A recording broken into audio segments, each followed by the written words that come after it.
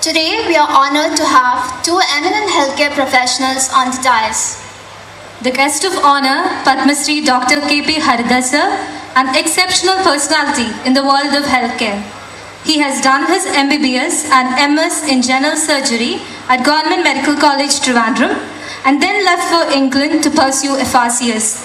Later, he joined the Medical College Services, where he continued till voluntary retirement as professor and HOD at the Department of General Surgery at Government Medical College, Calicut. His skill as a surgeon was demonstrated when he successfully did the first liver resection. This was done at a time when very few surgeons were performing it in the whole of India. He is also the founder of one of the most prestigious hospitals in Trivandrum, Lord's Hospital. This was born out of his true passion for surgery and a desire to bring the services to the needy at an affordable cost.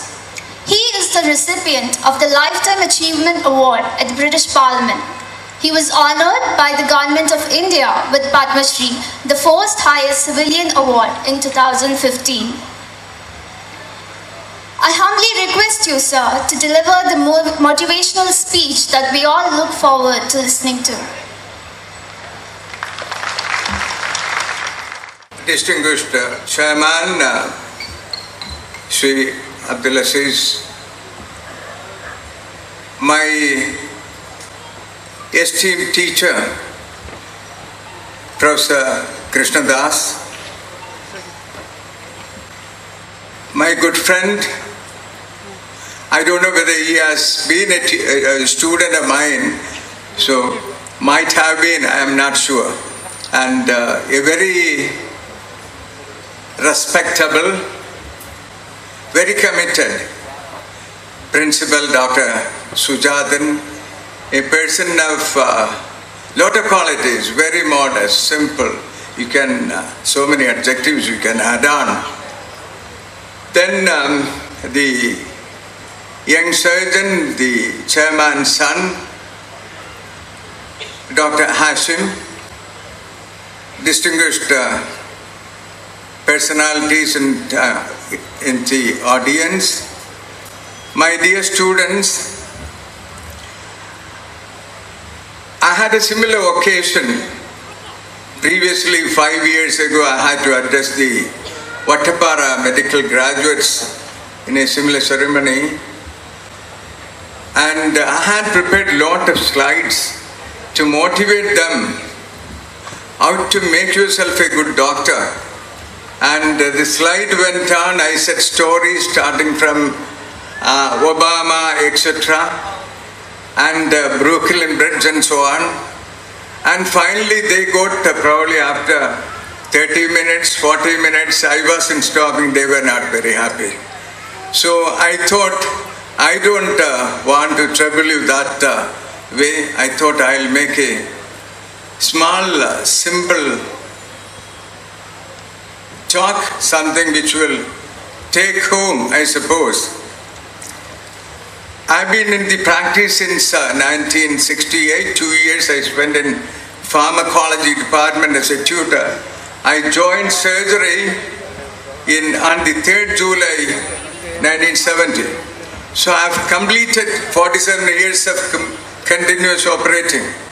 So I'm planning to retire another 3 years by July 2020. That is what I'm planning. God willing, I'll stop then. That is my plan. It's very difficult to carry on in surgery for such a long period of time. Anyway. So this is fantastic occasion in the sense I'm being honored sharing the stage with my esteemed teacher, Professor Krishnadas. He is teacher par excellence. He is one of the finest teachers we ever had in the medical profession in Trivandrum. He stands very tall. He is a towering personality. Nobody can forget him. And his phenomenal memories, when one of his students are somewhere away, he'll call you by name. That was the sort of memory he had. Amazing personality. And I'm really privileged share the stage with him. That is one. And I am also privileged to share the delightful moments of happiness with the young graduates. And you must be feeling on top of the world today, isn't it? Becoming a medical graduate, a doctor. And in the real sense, it is something different from becoming somebody else, an economist or something. You have actually, life gives you two actions. Every human beings have two actions in life. One is kriya, that is something which you do for earning your bread, your livelihood. Second is karma. Karma is something which you do without any reward, any expectation, selflessness. We are committed to do that. That is something you have to analyze yourself. You are bound to. That is your first commitment. So you have a karma as well. Without any expectation, you are bound to do that. So both kriya and karma. Kriya without expectation is karma.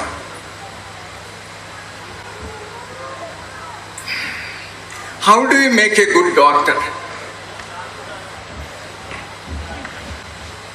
That is how you make a good doctor. If you did your karma as well along with your kriya, you can make a good doctor anyway. Apart from that actually, and I used to tell people, if you are very intelligent, I used to tell them, don't send them for medicine, you can send them for engineering, physics or some other thing. Medicine needs only average common sense, nothing more than common sense. But you need something different. A human touch, that the money touch alone. Money is needed, but you don't have to have a lot of money to survive happily. Money will not bring happiness. So how to make a good doctor? This is the tip actually. You do your karma, kriya without forgetting your karma also. And be nice to, be gentle, polite. To whoever comes in front of you, consider them as one of your people. Could be just like your uncle, father, brother. That is the most important thing to make a good doctor.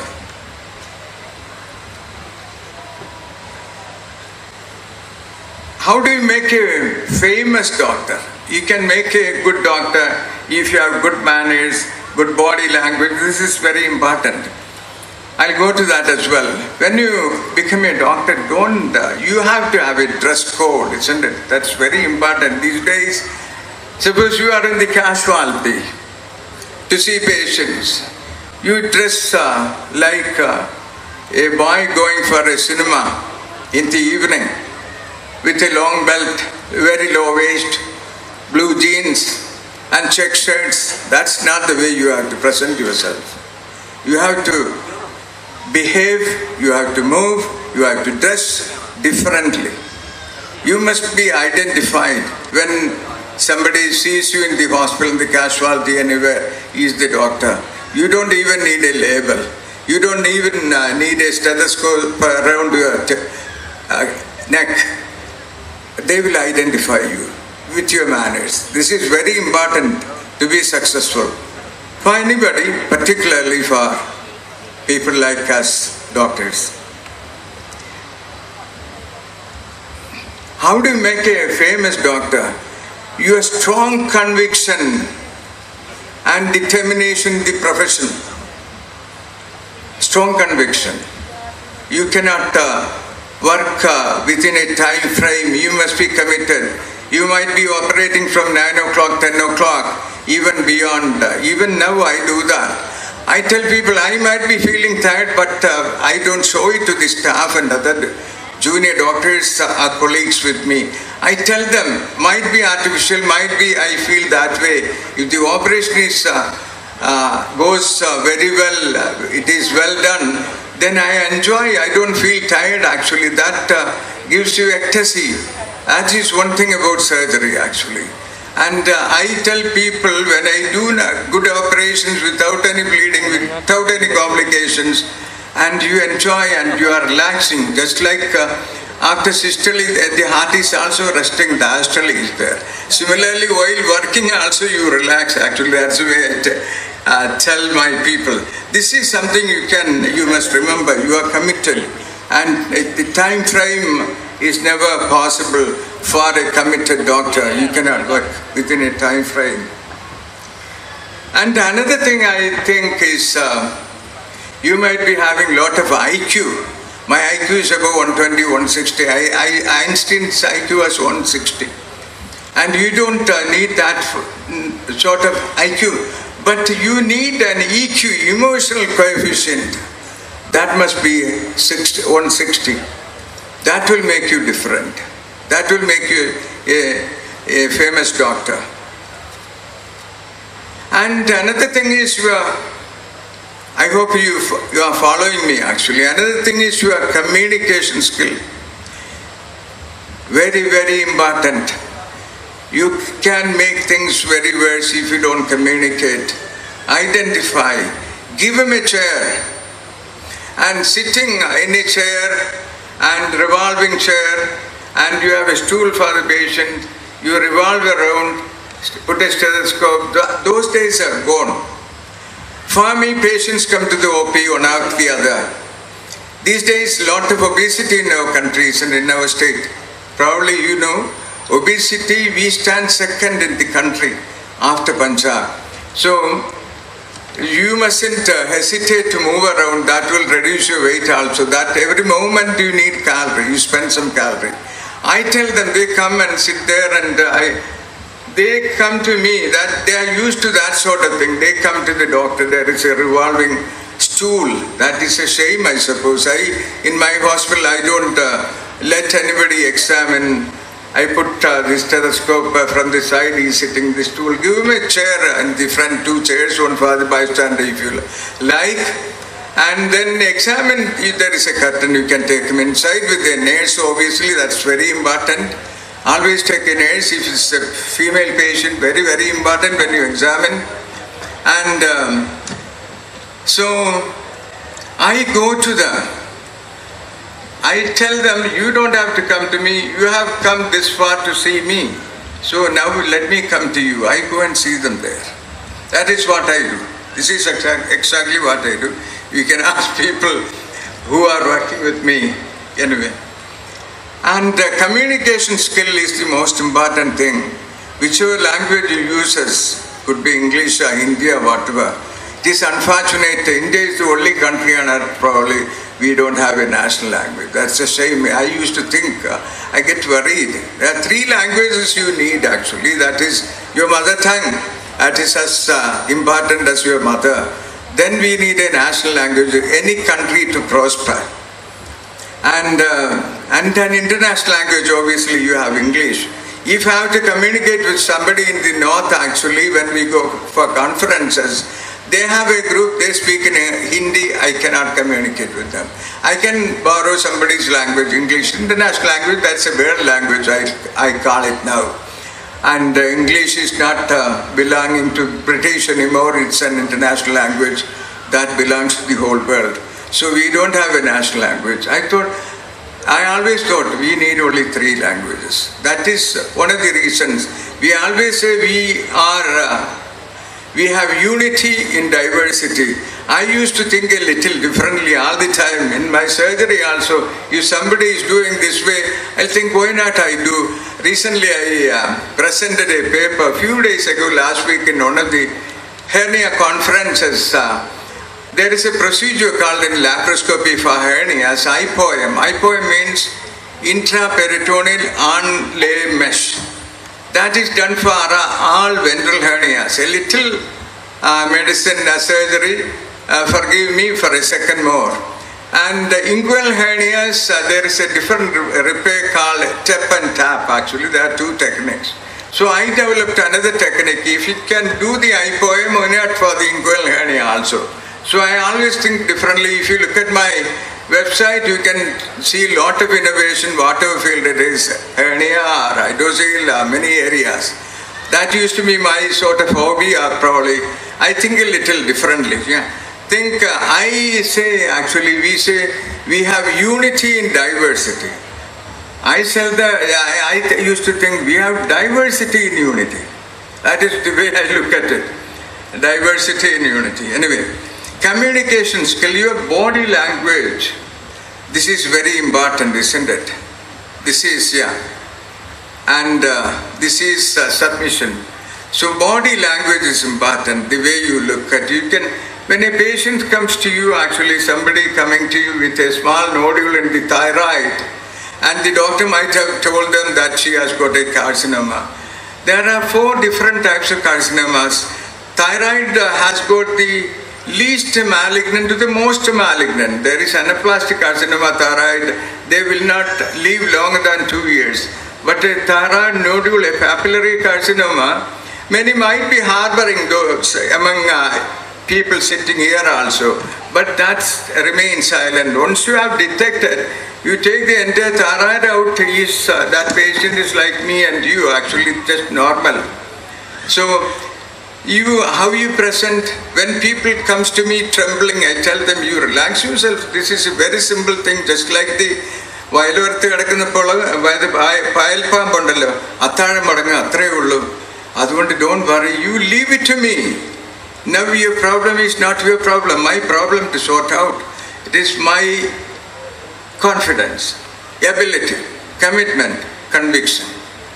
So once you can do that, they will come to you. They will send their relations to you. Not to make money, but you can do a phenomenal job if you have that attitude. You have to learn it from day one, not after taking your post-graduation. And dress code, that's another important thing.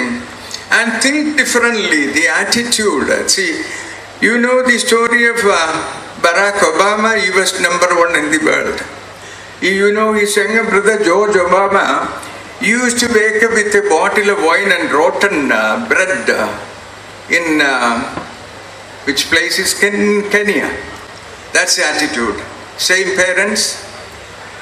The elder brother was #1 in the world, and George Obama lives in the slum, wakes up with a bottle of alcohol and rotten bread. That is the attitude. And another thing is dreaming. Do I have time? No problem. Otherwise, okay. See, the other thing is dream. And you have to make it a reality. How do you do that? Determination. You have to dream. Have you heard of Brooklyn Bridge in America? That is connecting the Manhattan to Brooklyn. That is the first hybrid bridge, suspension bridge in the world. The longest till 1903. Till 1903, that was the longest suspension bridge in the world. And the person who started, actually that was his dream, called John Augustus Wobbling. And he started actually, he designed, there were a lot of resistance. Everybody said, this is not going to work out. We are losing money. You give away the idea. He never left the idea. He was determined. But while working, planning, he stuck with some injury. And he developed tetanus and died after 6 months of starting. This was started in 1870. It took 13 years. 1883 they finished. 13 years it took. And they lost about 2 years in between. And he passed away after 6 months. Then during that time, limited time, he told his son, Washington Roebling, he was also an engineer architect. And the job was entrusted with him. And he started doing, they had to do the the piling work from the riverbed. To do that, they had to go in closed, compressed air chambers. That is called the caisson. When they come out, the pressure is released. It is called the caisson's disease. And after 1 year, he was able to manage 1 year wobbling. The son, Washington, developed paralysis. He couldn't work anymore. He was in the bed. Then what will you do? The work was going on. Then his wife came in, Emily Warren Roebling, and he told her every technique, the construction, he supervised. She was carrying it out all the way through.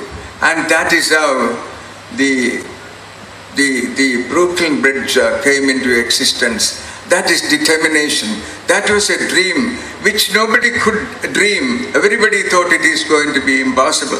There is a lot of stories about thereafter also. Then they had a problem. Everybody said this is going to collapse and all that. But John Augustus Roebling planned in such a way, it was 6 times stronger than required.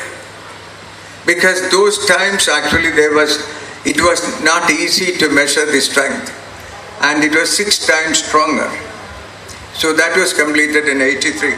That is about determination and dreaming. It's important. Don't leave things, fight till the last. Never give up. Then the question comes, how do you choose your career? That's one of the problems in our country, isn't it? You have a common entrance after MBBS and a general entrance. Somebody wants to become an orthopedic surgeon. And when the results comes, the selection comes, you get probably dermatology. How will you make a good dermatologist? Somebody wants to do dermatology, gets orthopedics. How will you make a good orthopedic surgeon?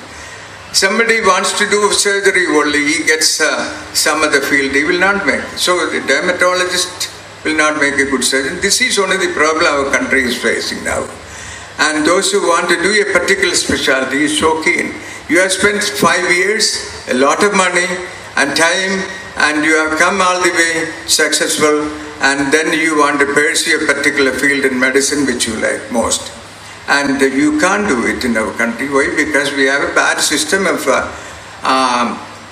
selection. And at least I used to think, at least grossly, somebody wants to do medicine and medical specialties and surgery, surgical specialties. 4 main branches you take: medicine, surgery, gynec, pediatrics, and allied specialties. At least that way, somebody wants to do surgery, at least gets into some surgical specialty. That's the way. So what's the point in if I want to become a surgeon, what's the point in my reading the minute details in pediatrics, which you have studied while you are a student in MBBS in any case? So there is no need, it's a waste of time. If you read same time the specialty you wanted, you are already adding on to it whatever knowledge you had, isn't it? So that's the way, at least that must happen. And to whom you will tell these things, nobody understands. The other thing, I have a lot of difference of opinion about, and even so many medical colleges. You know, we have about 45 medical colleges. Our population is 33 million people, 3.3 crores in Kerala. And in England, actually, UK, the population is 66 million. And the country is much bigger. And they have only 34 medical colleges. And this is the difference. We have so many medical colleges. You know how many engineering colleges we have in the state? 134. And we have 25 seats vacant now. And some of the colleges, they don't get students, even 2,000 students. And that's one of the problems we are facing. But provided you are able to give quality service, you can overcome all these. Don't be complacent. Don't carry this in your head actually that I am a doctor from tomorrow. I am different. I don't know. I cannot see the comments like that. You have to go and walk along with them and to find out what is a specialty you want sincerely, analyze once, twice, second specialty, and get a professional assessor like Professor Krishnadas. Meet him and ask him, sir, what would you advise me? This is my ambition. How do I get there?